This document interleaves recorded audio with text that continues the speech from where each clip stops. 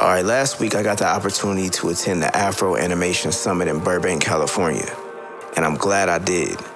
I've been to a lot of events lately where I felt like it was just a waste of time and energy. That was not the case with this event.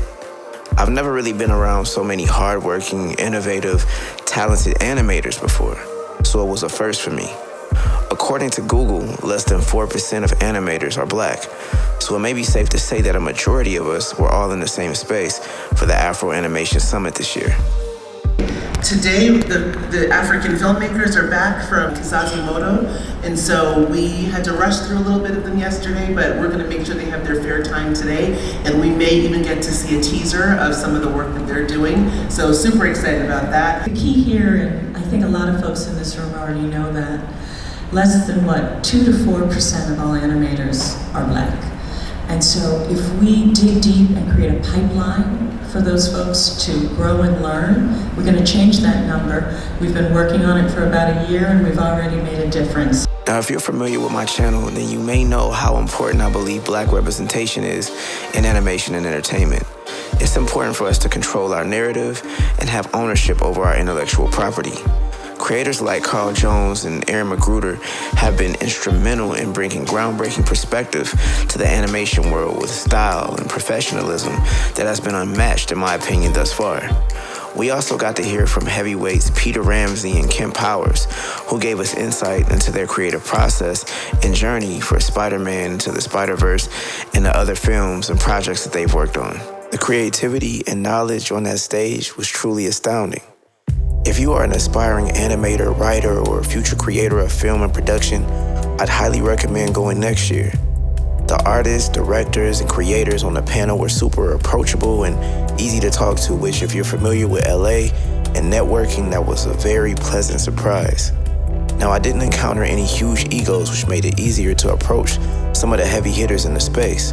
The Copeland brothers were a part of one of my favorite panels where it actually felt like a Sunday dinner with the family.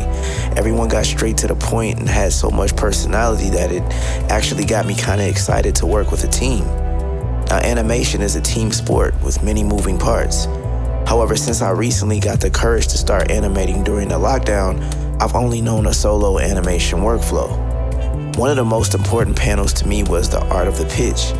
How does one go about pitching an idea to the right people who can help bring that vision to life?